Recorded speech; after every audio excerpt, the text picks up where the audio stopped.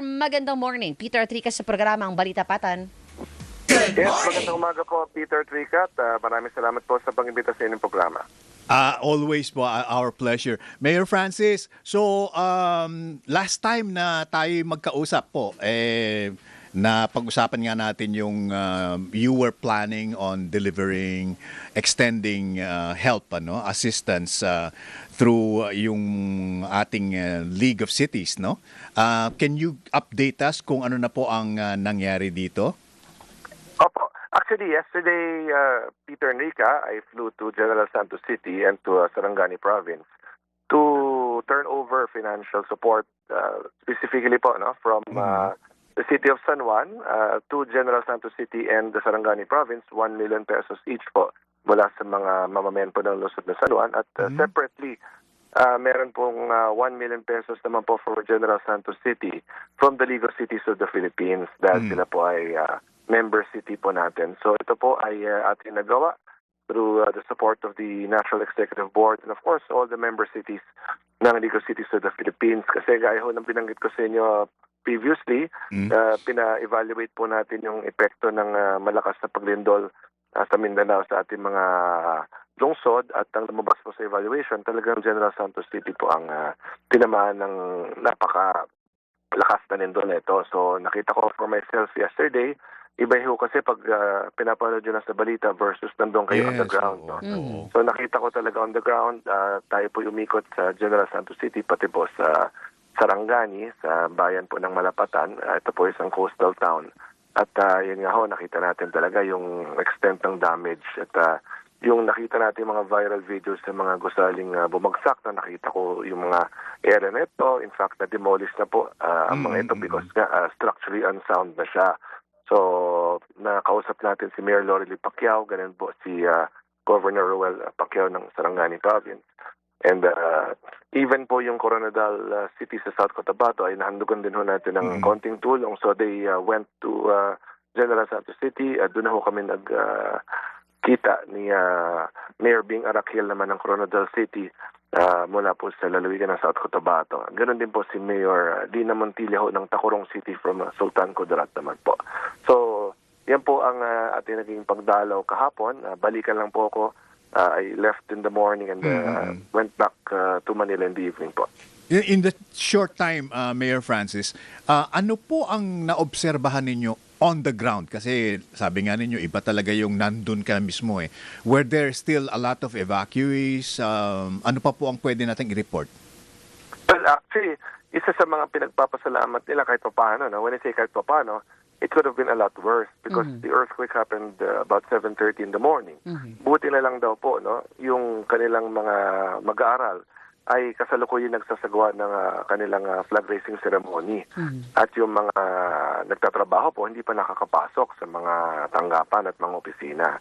So, that is something that they're very thankful for because if it had happened during school hours and work hours, medyo mas magiging grabe po talaga ang epekto. So, sila nagpapasalamat na hindi pa sila nakapasok doon sa loob ng mga paaralan. In fact, halos simultaneous, nagka-flag raising ceremony po yung mga mag-aaral. So, yes, nakita ko na sa mga evacuation centers po yung mga naapektuhan at yung mga buildings nga po na grabe po ang tama, ay isa na hong dinidemolish to ensure na ma-clear na yung mga infrastructure na ito. So, na-assess na rin ho nila yung mga buildings na structurally sound pa at yung iba naman ho na talagang grabe na yung pinsala, ay dinidemolish. In fact, I saw one iconic restaurant there na talagang halos tagilid na ho talaga yung gusali mismo. Parang Leaning Tower of Pisa pala bigla. Nakita ko talaga ito for myself and it's nice to see Peter Nika that a lot of LGUs from all over the country are helping as well. So may mga nakasabay po kung ibang mga LGUs doon, ang Pasig City LGU nakasabay ko Yung mga department heads ni Mayor Vico Soto, nakasabay ko sa aking pagdalaw kahapon. And a lot of other LGUs from all over the country are helping them. Alright. Mayor, maraming salamat dun sa inyong mga ginagawa, no, dahil talagang tinututukan ninyo kahit na sa ibang mga lugar na affected ay nakakatulong talaga tayong mga iba't ibang mga mayor at ibang mga cities doon sa mga affected natin ng mga kababayan. At talon po ako on a different topic naman because ito po ang ating mga estudyante at mga magulang po ngayong panahon ng pasukan ay nangangamba dahil nga po sa kanila, para po sa kanilang mga seguridad. Ano po ang napag-usapan ng League of Cities natin, ng mga mayor po natin for the whole Philippines na gagawin nilang mga hakbang para pag-itingin pa nga po ang seguridad sa mga eskwelahan natin? Yes, actually, yan ay isang bagay na papag-usapan namin very, very soon through a Zoom meeting na lang po, no? Dahil nga it will be hard to convene the mayors physically dahil iba't ibang rehiyon ho ang ating mga mayors. But we will really assess, no? Ano ba yung mga nagiging dahilan bakit nga nagkakaroon ng ganito. It's very sad and very tragic, no? Considering na mga bata po ang involved dito, no? So we really have to reevaluate ano ba yung mga nakakapag-impluwensya sa kanila na mag-isip ng mga ganitong bagay na talaga naman pong nakakagulat because we often see this in other countries, Peter and Rica, di ba? But not here in the Philippines, no? Not in many, many years. Hindi tayo nakakita ng ganito. But in other countries, we see this quite often. So I would like to think, no, merong influence talaga somewhere na nagbigay daan kung bakit nga nangyari ito. So this is something we will evaluate, we will see. And of course, yung necessary interventions, lalong-lalo na siyempre sa ating kabataan. Minsan po, no, yung mga bagay na napapanood nila, nababasa nila, na-impluwensyahan sila, akala nila this is something that is normal, that is something that is kumbaga within standards, no? So nakakalungkot sa totoo lang po. But we really have to evaluate lalong-lalo na yung ating mga kabataan. Ano ba yung mga bagay na pumapasok sa kanilang mga isipan na nagdudulot ng ganito mga trahedya. One of the proposals, Mayor, ay magkaroon ng CCTV sa mga paaralan. May sapat po bang budget ang mga syudad para mag-allot tayo ng pera for this? Well, actually, yung CCTV naman po, you can get that from the general fund of your local government unit. So it's really a matter of allocating funds for this. I will have to check kung pwede po ito sa special education fund, no? Kasi ang mga lungsod ho, at mga bayan may mga tinatawag na SEF po yan. Ngunit meron lang specific menu na pwedeng pagpilian. So I will have to check if CCTVs are allowed in relation to security within the campus, no? So kung yan po, just in case ay allowed, then we can access our SEF, yung Special Education Fund for this. Just in case it's not allowed, again, yung general fund po ng mga lungsod, pwede naman pong gamitin para po sa pag-procure ng CCTVs. Yeah. Sa Amerika po, Mayor Francis, syempre dahil sa kadami-dami na talagang mass shootings na nangyari doon sa mga eskwelahan, they have implemented so many measures. Among them, yung controlled entry points with locked doors during school hours, security cameras, kagaya pinag-usapan natin, security cameras and surveillance systems, metal detectors, school resource officers or SROs na tinatawag, who are police officers assigned to campuses, panic buttons and emergency notification systems.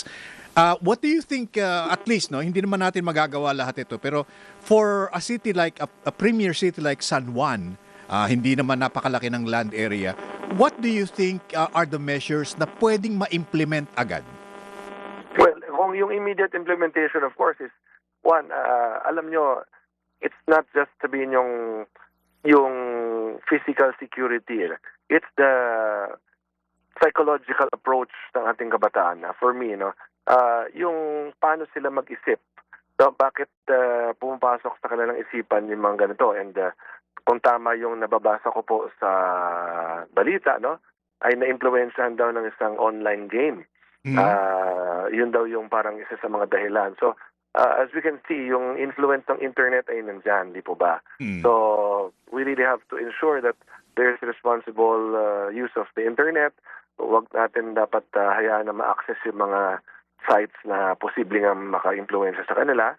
Of course, yung physical security is very important. In fact, kami nag-deploy ng mga police personnel sa ating mga paralan. Meron naman tayong police talaga all over the city at lalong-lalo na itong kakabukas na nga ng pasukan natin. But given what has happened in Tacloban City, so mas pinag-iping lang namin yung ating security presence at police presence sa ating mga paralan. Yung pagdating naman po sa inspect kung Okay. meron silang dalang mga mga firearms, deadly weapons. Oo. No? So, that can be done naman sa ating mga schools. In fact, pwedeng pagtulungan niya ng DepEd San Juan at ng ating kapulisan at pati po ng ating Public Order and Safety Office. So, again, this is something that we never really countered before, but now nakita nga natin, no? Nangyari na. So, we will make adjustments and I will also coordinate with my fellow city mayors to make the necessary adjustments sa kanila ng mga local government units. Opo. Mayor, very quickly na lang po dahil matatapos na yung programa po namin. Nagsisimula na po ang pag-ulan at nagkakaroon na po ng baha. Ano po ang plano ng Metro Manila Mayor's Council dito? Apo, tuloy-tuloy lang po ang ating interventions. In fact, one very important intervention is to keep our waterways clean. No? Yung ating Oplan Kontrabaha, tuloy-tuloy lang po yan, specifically sa San Juan. Nagdadredge po tayo ng ating San Juan River, ng ating Ermitaño Creek at Maytunas Creek through the help of San Miguel Corporation. Ang ating pong mga waterways, of course, we have to keep them clean. Dapat wag nating isiping malaking basurahan ng ating mga ilog at creek. No? Dapat magtapon tayo ng basura sa tamang mga lugar. Tuloy-tuloy din po ang ating drainage improvement at ang pagtatayo ng mga pumping stations. One major hurdle really, Peter Nica, is because of the flood control scandal, ay naka-hold ngayon yung mga pondo para sa ating mga pumping stations and drainage systems. No?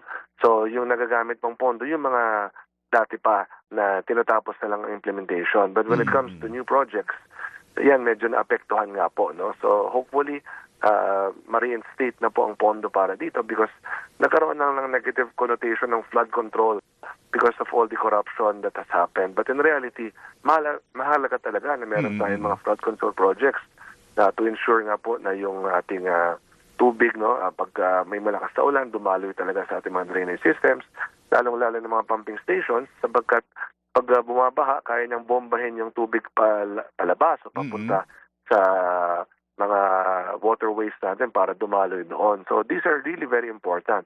Unfortunately, because of some people, Some talagang, people na itago natin sa pangalang alam niyo, nadamay tuloy yung mga lungsod at mga bayan na wala namang anomalya, Yeah. wala namang korupsyon. No?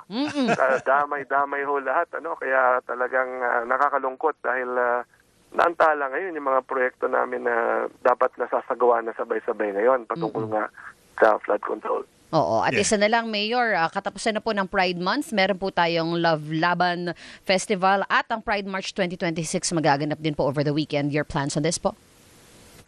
Actually, I'm proud to say po that in San Juan, just last week, we launched our Right to Care card. Ito po ay mahalaga sapagkat nabibigyan po ng pagkakataon ang ating mga nagsasama, no, na sabihin yung mga LGBT couples, no, even yung mga unmarried couples who have been together for a long time. So they can now assign their proxies pagdating po sa mga major health decisions nila. So itong Right to Care card po ay nagbibigay ng otoridad sa pamamagitan ng isang special power of attorney. You can now choose, for instance, Rika, let us assume you have a partner whom you trust, at biglang kayo ay na-aksidente din nila sa hospital at incapacitated, you cannot give instructions to the doctors there. Yung Right to Care card nito, isa-scan lang po ang QR code at doon mababasa yung special power of attorney na nagbigay ka ng instructions sa pag may mangyayari sa iyo, Rika, ito ang mga dapat gawin sa iyo. So yan ay malaking tulong sa ating LGBTQ IA+ community because again, they can designate their partners as the proxies pagdating sa mga mahalagang desisyon sa kanilang buhay. Ayun, ako, marami pa lang nangyayari talaga sa San Juan, ano.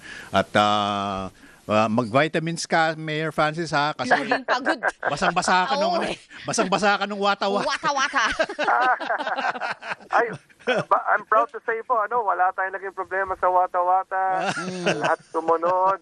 Wala po tayong naging any major problems or concerns Yes. this year and last year. So ever Very since good. we implemented our basaan zone, lahat po Yes. sumusunod. Pumapasok po sa basaan zone ng gusto makipagbasaan. Yeah. And all areas outside the basaan zone, wala hong nang Opo, babasa. opo. Wala na pong anli basaan sa San Oo, Juan. may oras na lang. Controlled na yan. Yes. Okay, At very may good. area lang po. May area lang kung saan pwede at may oras na Mayor po. Francis, we say thank you very much for what you and the LCP is doing. Tapos alam ko na pupunta ka pa rin yata sa Coronadal City at kung saan-saan pa. Thank you, Mayor Francis.